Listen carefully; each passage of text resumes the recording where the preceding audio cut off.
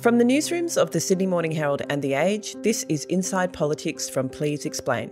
I'm Jacqueline Maley. It's Friday, August 25th. An ageing population, declining living standards and a climate that is getting hellishly hot. These are some of the bleak takeaways from Australia's latest Intergenerational Report, unveiled yesterday by Treasurer Jim Chalmers. We know this IGR comes at a difficult moment for Australians right around the country. That today our immediate obligation is to do what we can to ease cost of living pressures without adding to inflation.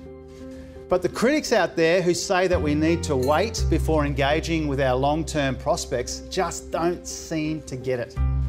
There will never be a quiet time to think about the future.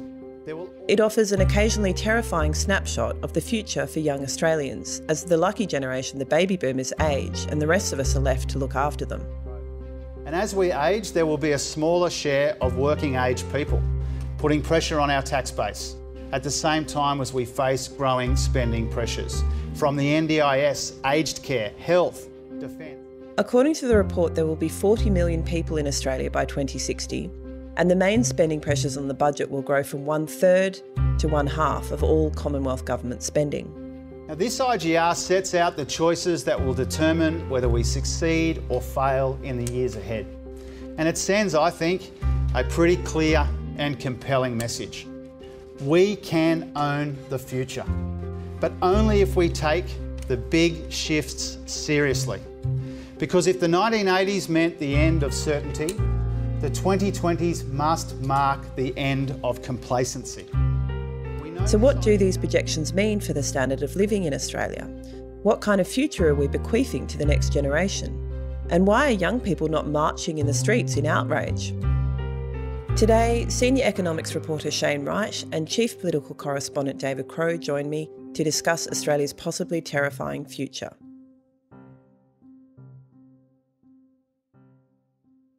Shane and David, welcome to the show. Always a pleasure, Jackie. It's good to be back to talk.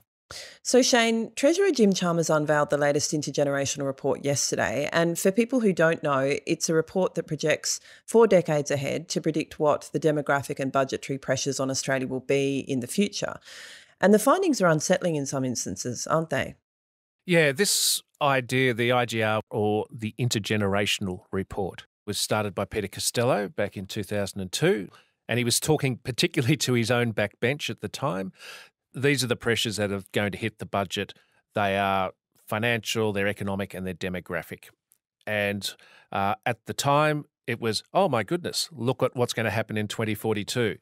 21 years later, we get to Jim Chalmers. And again, it's a real focus on the fact that the budget has a lot of pressure on it, long-term embedded pressures, and you can see that through the report.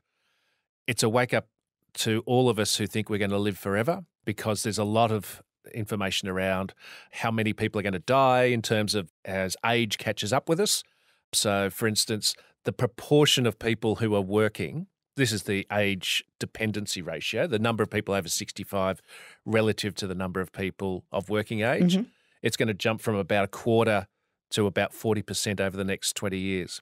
So that's the intersection of we get older and it has a really big impact on the budget. Yeah. None of us like to contemplate our own mortality, of course, and this report is kind of forcing us to. But what does the report sort of say about the big economic shifts that will result from that demographic displacement that you talk about? Yeah, the biggest one is where our workers will be working. This one really is unlike previous ones where there's a heavy focus on the shift into what we call the care economy, health, aged care, aged services. And you're going from about 9% of GDP to about 16% of GDP.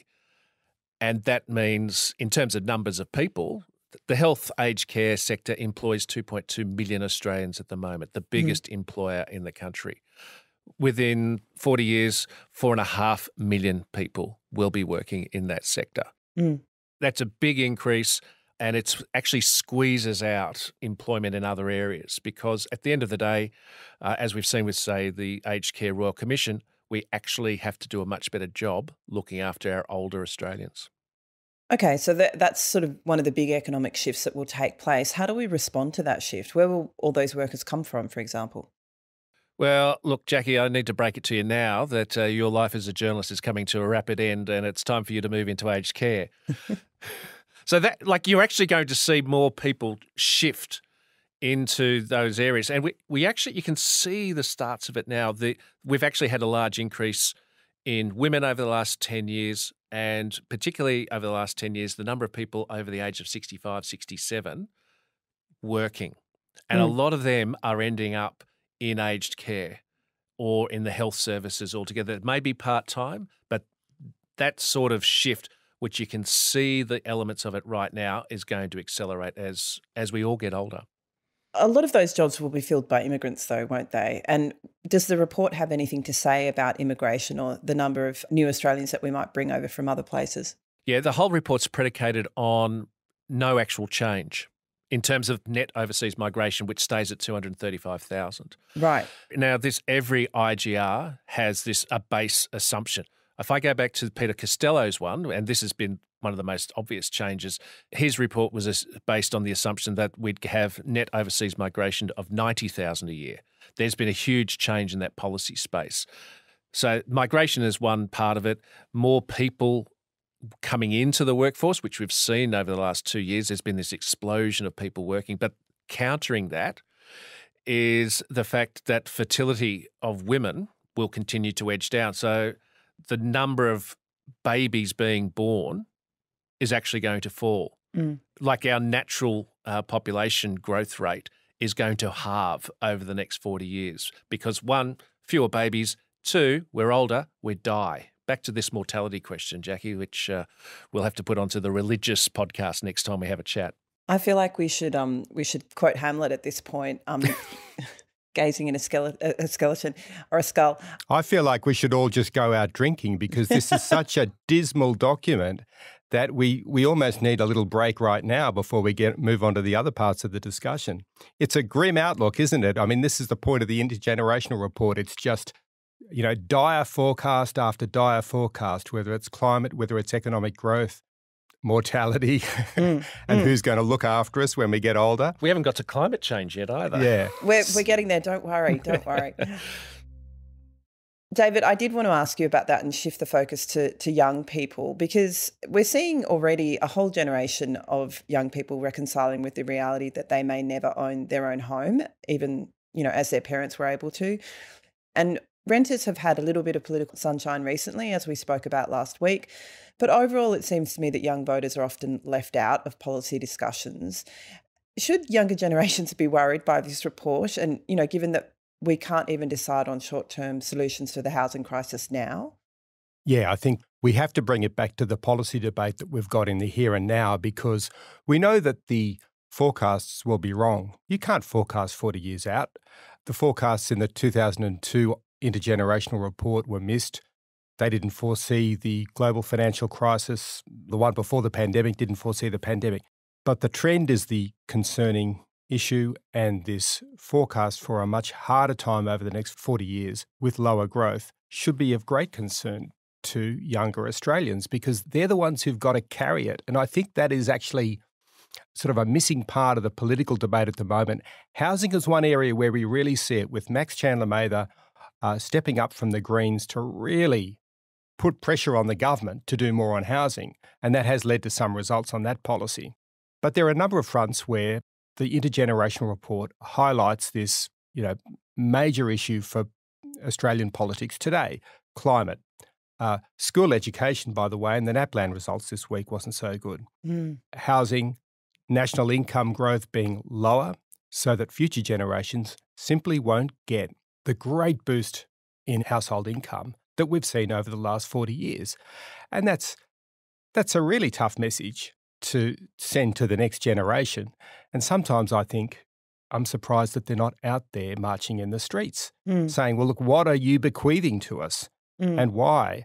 And I think the whole argument about the Intergenerational Report should be highlighting the policy questions that need to be decided now to make sure that the future over the next 40 years is not as grim as the portrait painted in this new report. Yeah, that's what sort of strikes me about it, is it's a reversal of the natural order of things. We should be bequeathing a better situation to future generations, not a worse one. But according to the report, living standards will be lower. And of course, they'll be dealing with the potentially catastrophic effects of a warming climate. It just seems wrong to me, Shane and David, that the contemporary political system is dealing such a shocking hand to the next generation. I just wonder why there isn't a huge uprising or there isn't more political pressure around this. Part of it is, like, this is not to excuse our political class, but the political class is responding to the population. Yeah. And if the population is not prepared to go marching in the streets with Crowe at the front saying, yeah, give us our future, then us, the voters, actually have to take some responsibility. That's why, like, I've looking very closely at, say, the rise of populism that we've seen, not just in this country, but around the world. It's people looking for an easy answer. And easy answers are really, really attractive. And you've seen it over centuries, just how attractive easy answers are. But the IGR is actually saying, no, there are not easy answers. You actually have to make decisions and choices. And I often say budgets are always a reflection of a government's choices. They're also a reflection of what the government thinks the voters are choosing as well. I think an important thing for us to do is to sort of try and set out what we're hearing in Canberra about the response to this intergenerational report. So, yes, lots of dire forecasts. Big decisions are required. There's time to make some of those decisions. But at the moment, in our conversations here, we're getting a very strong message that we should not be expecting, for instance, next year, a major tax review that leads to earth-shattering tax reform across the board, GST, company tax, personal income tax and so forth. The government's mentality is about a phrase that I think people will be hearing a bit more often, which is bite-sized chunks, which is to look at incremental change. Now, whether this is up to the challenge, I don't know. Maybe it won't be. The challenge is so great. But they are looking at a series of things where change will start happening. We saw a little bit of that this week with competition policy. There's an announcement of a review. They basically want to find how to create tougher laws to put a bit more pressure on big companies. The economy needs more competition. That's something that our colleague Ross Gittins has written about this week, and I think that's right on the money. That's where some change is needed. We've got an employment white paper coming out in the next month or two. That'll be in tandem with a migration review that will look at the migration system. Unfortunately, this means a fair bit of reviewing is going to be underway, but they are taking steps towards change on these fronts. And so I think we've got to watch carefully to see where this policy change is going to go and not, I guess, shrug our shoulders and think it's insignificant. I want to turn a little bit more to the politics and the government's response in a minute. But first, let's cover off on climate change, however hard it is to contemplate. We're living through the hottest times on record with wildfires, on the news, all over the news every night from all over the globe. And this report reveals the huge impacts that climate change will have on the economy, not to mention on people's lives, even if there is just a 1 or a 2 degree increase in temperatures, doesn't it, Shane? What does the report say about climate change and its impact? Well, we've already gone past the 1 degree increase in temperatures, and you can see, as you've just pointed out, what's going on from Yellowknife in Canada to roads in the Greek islands. So this report says, right, and these are, you've got to remember, these are in today's dollars, just so to get your head around that if we keep temperature increases to about 2, the cost to the economy, as in where we are poorer, is about $123 billion in today's dollars. If I push that forward 40 years, you're looking somewhere between $1 and $2 trillion. That's at 2 degrees. If we miss that, it gets to $400 billion, which if I go to 2040 and I'm talking to Jack Maley's grandkids, we are looking at $3 to $4 trillion in lost economic output. That's lost wealth, lost dollars in your back pocket. David, let's go back to the politics of this because, it's a huge report. It's 300 pages long. Realistically, not many people will read it. Why has the government put it out at all? It didn't have to.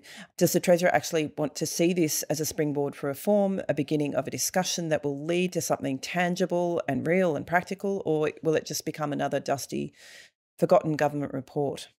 The timing is all about setting up an argument about the need for change. And so that in itself tells you that Treasurer Jim Chalmers does want a debate on change. So putting this out does help to set up a debate for change, but I don't think it's about this term of Parliament. I think it's about next term and the one after that.